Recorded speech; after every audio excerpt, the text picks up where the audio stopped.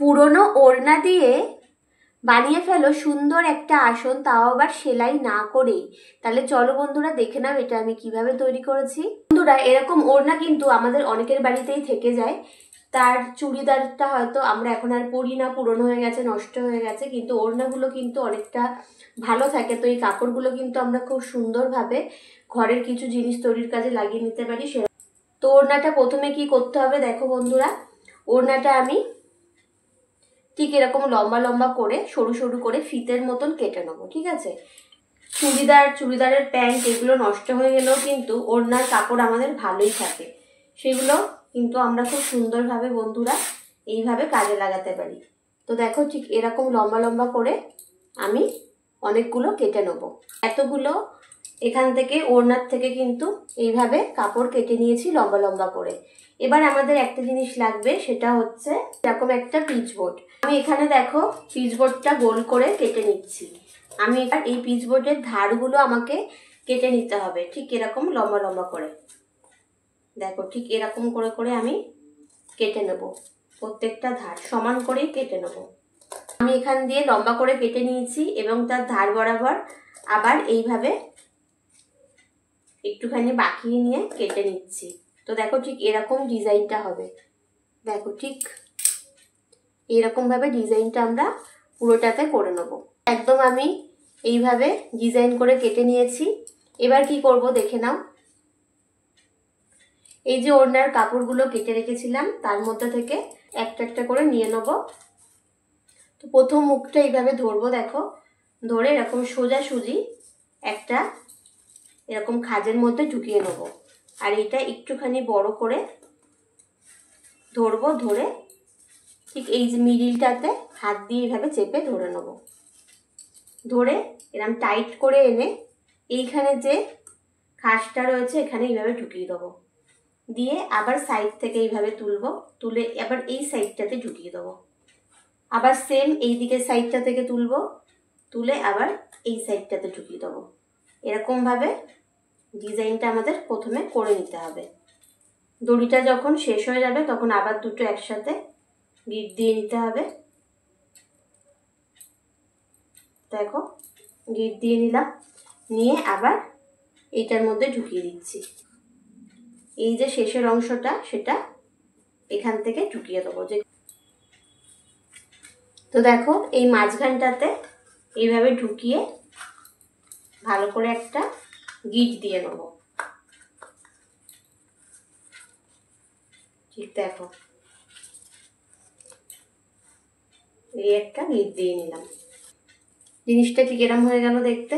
এবার কি করতে হবে, এইটার যে শেষ প্রান্তটা রয়েছে এটা আমরা যে কোনো একটা এরকম তোমাদের কাছে সূচালো যদি কিছু থাকে বা বড় কিছু সরুর মধ্যে যদি কোনো কাঠি থাকে সেটা দিয়েও তোমরা করতে পারবে। তো আমি শেষ প্রান্তটা এখানটায় ভালো করে বেঁধে নেব।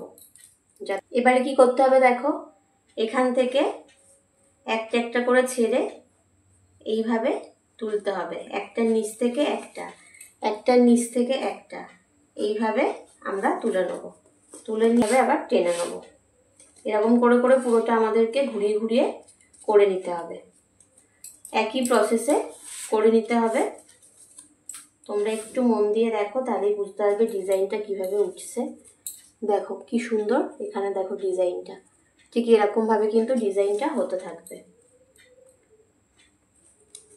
এর আগে এইভাবে আসন তৈরির সুতো ছাড়া আসন তৈরির ভিডিওটা তোমাদের ভীষণ ভালো লেগেছিল, সেই জন্য আরও একটা আসন তৈরির ভিডিও নিয়ে চলে আসলাম বন্ধুরা।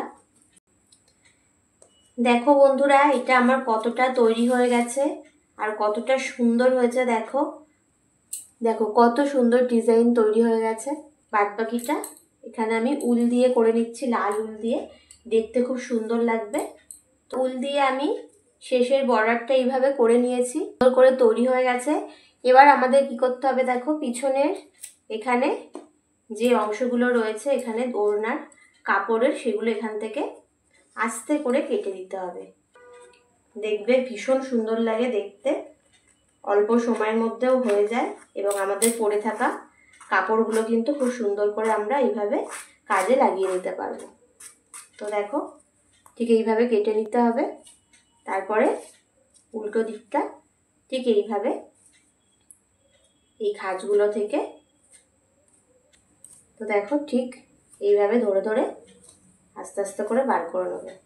দেখো কত সহজে কিন্তু এটা হয়ে গেল। এর জন্য উলের কাজ, কুরুশের কাজ বা কোনো সুসুতোর কাজ জানার দরকার পড়লো না। পিচবোর্ডটা থেকে দেখো আলাদা করে নিলাম এইভাবে। এবার কি করব দেখো, এই যে মুখগুলো রয়েছে এগুলো ধরে একটা করে এইভাবে আমি এরমভাবে গেঁথে দিয়ে দেবো। কত সুন্দর তৈরি হয়ে গেল ছোট্ট আসন। আর দেখো আমি বাদ বাকি যে এক্সট্রা দড়িগুলো ছিল সেগুলো কেটে বাদ দিয়ে দিয়েছি। এই আসনগুলো কিন্তু তোমরা ঠাকুর ঘরে ব্যবহার করতে পারো ঠাকুরকে বসানোর জন্য। আর তাছাড়া ভোগ যখন দেবে তখন সেই থালাগুলো এর মধ্যে রেখে দিতে পারবে। তো অনেক কাজে তোমরা ব্যবহার করতে পারবে, এমনকি কফি মার্ক রাখার জন্য ব্যবহার করতে পারবে। তো অনেক কাজে এগুলো তোমরা ছোট্ট ছোট্ট করে বানিয়ে ব্যবহার করতে পারবে।